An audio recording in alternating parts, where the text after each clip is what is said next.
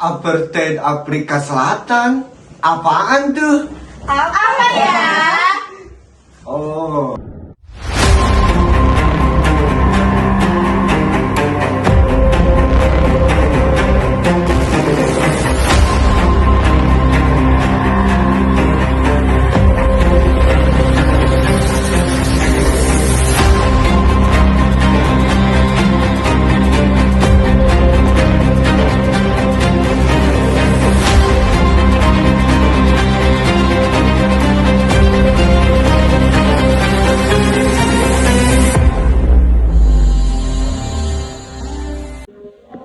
Politik apartheid adalah kebijakan yang diterapkan oleh pemerintah Afrika Selatan dari tahun 1948 hingga 1991 yang bertujuan untuk memisahkan ras kulit putih dan ras kulit hitam secara hukum dan sosial, serta memberikan hak istimewa kepada orang kulit putih. Kebijakan politik apartheid mencakup berbagai undang-undang diskriminatif yang membatasi hak-hak sipil dan politik orang kulit hitam. Bangsa kulit putih datang ke Afrika Selatan yang paling pertama kali yaitu Belanda. Rute pelayaran Belanda mengikuti rute pelayaran Portugis. Belanda pun akhirnya sampai juga di Tanjung Harapan, Afrika Selatan. Karena Belanda mencari daerah koloni, ada beberapa kapal yang tadinya mau ke Indonesia, mau mencari rempah-rempah ke Indonesia.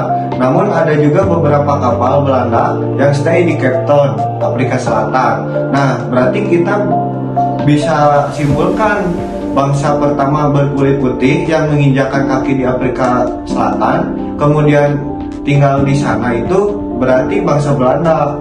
Nah, orang Belanda yang kemudian stay di sini itu memutuskan untuk ya udahlah, kita pakai aja daerah ini untuk koloni. Nah, orang-orang Belanda yang kemudian tinggal di Cape Town yaitu namanya bangsa Boer atau Afrikaner. Tiba bangsa Inggris ingin menguasai daerah Cape Town. Namun, rencana Inggris pun kalah cepat dengan bangsa yang pertama kali menginjakan kakinya terlebih dahulu di daerah Cape Town, yaitu bangsa Boer atau Afrikaner. Jadi, karena bangsa Inggris ini yang ingin menguasai daerah Cape Town, akhirnya bangsa Boer pun memberikan daerah Cape Town kepada Inggris.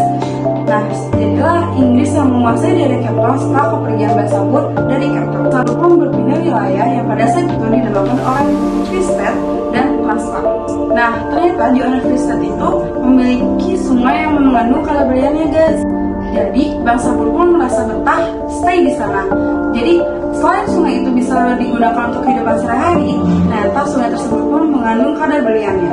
Berita tersebut pun sampailah ke telinga bangsa Inggris. Bangsa Inggris yang mendengar berita tersebut. Sayang sekali jika ada sumber berlian yang mereka lewatkan begitu saja. Akhirnya bangsa Inggris pun datang ke orang Free State. Namun Inggris kaget, ternyata di orang Free State sudah ada bangsa Boer yang lebih dahulu menempati tempat tersebut. Nah, bangsa Boer yang melihat dan mengetahui jika Inggris ingin menguasai orang Free State, mereka tidak akan memberikan wilayah tersebut secara cuma-cuma. Dan mereka berpikir jika Inggris selalu datang dan mengganggu ketentraman mereka. Akhirnya bangsa Boer pun mengangkat senjata. Maka dari itu terjadilah perang yang dinamakan Perang Bersatu.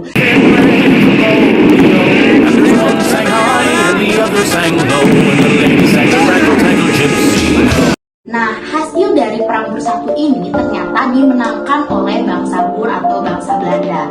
Tapi saking bangsa Inggris tamak akan kekuasaan wilayahnya, bangsa Inggris ini tuh bener-bener pengen banget ke wilayah Orange Free State ini karena berlian itu. Nah, dengan cara apa? Mereka evaluasi dari perang-perang sebelumnya. Maksudnya tuh perang sebelumnya tuh Perang Bersatu, evaluasi kelemahan bangsa Boer tuh apa, terus kayak harusnya kayak gimana nih untuk selanjutnya, perang selanjutnya. Maka diadakan lagi lah. Maksudnya Inggris itu tuh mengadakan dan mengangkat senjata kepada bangsa Boer untuk mengatakan peperangan lagi yang dinamakan Perang Boer II.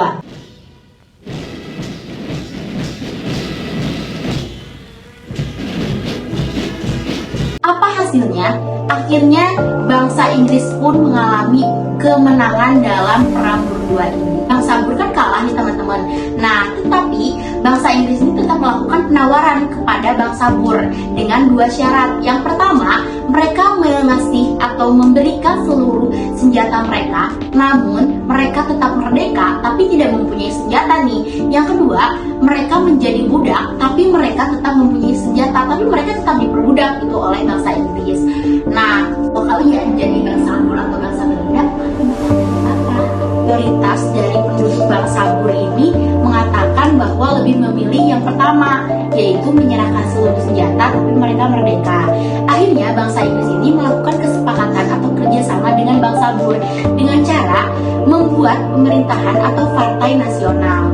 Nah, partai nasional ini bakal dipimpin oleh sebagian dari bangsa Belanda atau bangsa Bur, sebagian dari bangsa Inggris. Dari berdirinya partai nasional ini, berdirilah pemerintahan bangsa kulit putih di Afrika Selatan. Nah teman-teman, akhirnya sahlah partai nasional ini menjadi sistem pemerintahan di Afrika Selatan. Jadi ada beberapa anggota Belanda dan Inggris yang beragamakan Yahudi. Di dalam kitab Yahudi tersebut berisikan kulit hitam adalah ras yang dikutuk dan derajatnya lebih rendah dari jin. Kemudian yang pertama ada sistem Baskap. Orang Belanda atau bangsa Bur yang memegang pemerintahannya adalah Daniel F. Malan. Apa sih sistem Baskap itu? Sistem Baskap adalah istilah yang digunakan dalam konteks apartheid di Afrika Selatan untuk merujuk pada suatu kebijakan segregasi rasial pada saat itu. Dalam sistem Baskap, masyarakat dibagi menjadi beberapa kelompok rasial. Setiap kelompoknya memiliki hak dan kewajiban yang berbeda sesuai dengan status mereka.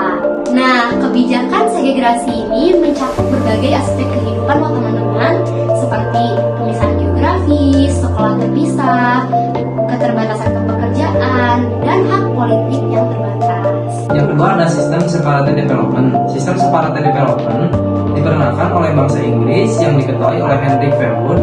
Sistem separated development adalah istilah yang digunakan untuk merujuk kepada salah satu kebijakan ini yang diterapkan dalam era apartheid di Afrika Selatan. Kebijakan ini juga sering dikenal dengan istilah pemisahan atau pemisahan pengembangan. Prinsip dasar dari sistem separated development adalah memisahkan berbagai kelompok rasial di negara tersebut dan memberikan hak-hak serta fasilitas yang berbeda kepada kelompok lainnya.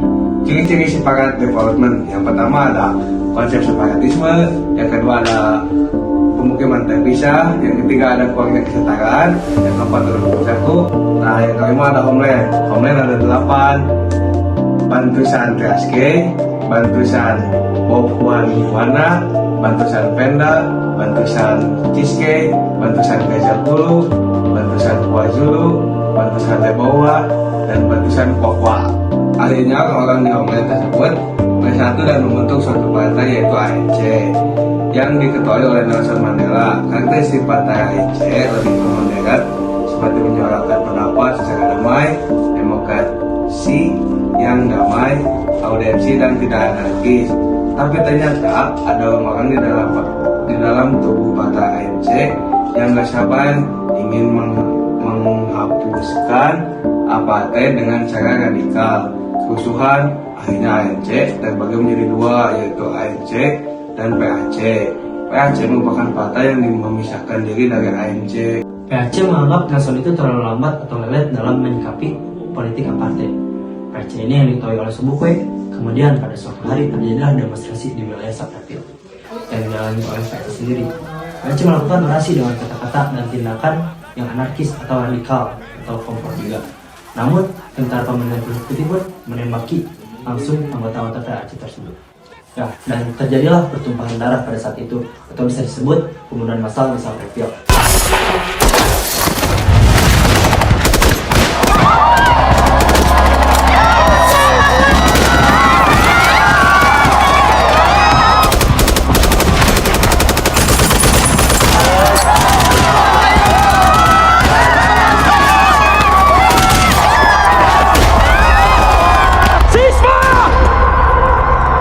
ANC yang tidak mengetahui tentang demonstrasi tersebut ternyata tertuduh juga dikarenakan yang diketahui pemerintah kulit putih bahwa yang melakukan demonstrasi itu adalah ANC. Dunia internasional pun semakin mengecam karena jika apartheid tidak segera dihapus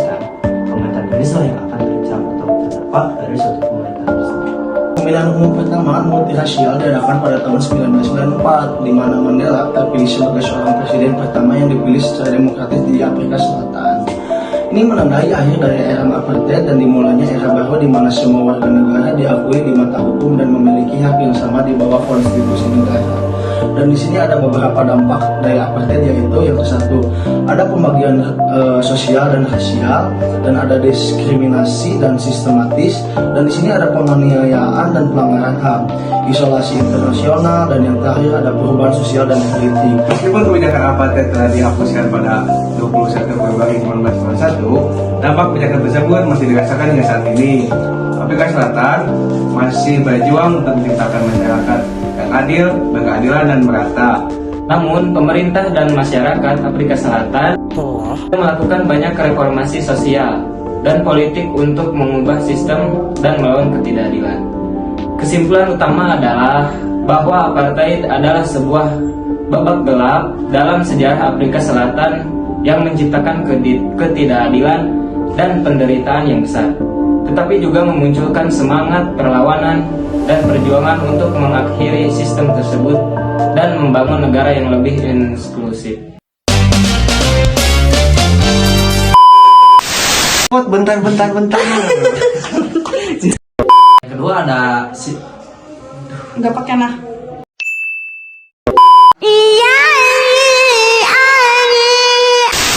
Jadi bahasa Bur pun, kenapa bahasa Bur aku? Ciri-ciri sepakat.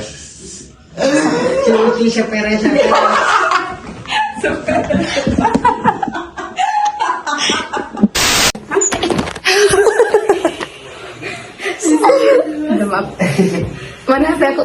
Guys, kita selesai di jam segini 22.21. Ininya pada dimakan disibulin. ternyata tertutup. Ku menangis. Gimana woy kayaknya? Lanjut dalam sosial dan kekerasan. Yang kedua, diskriminasi sistematis, gitu ya. Oke.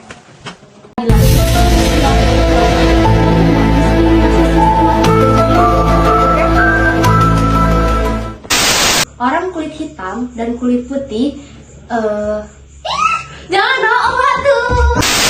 Galak Pak. Perbedaan utama Sekarang kita Oke teman-teman, sekarang kita akan makan cimet. Kamu harus makan cimet ya teman-teman. Iya teman-teman, dadah. Ya.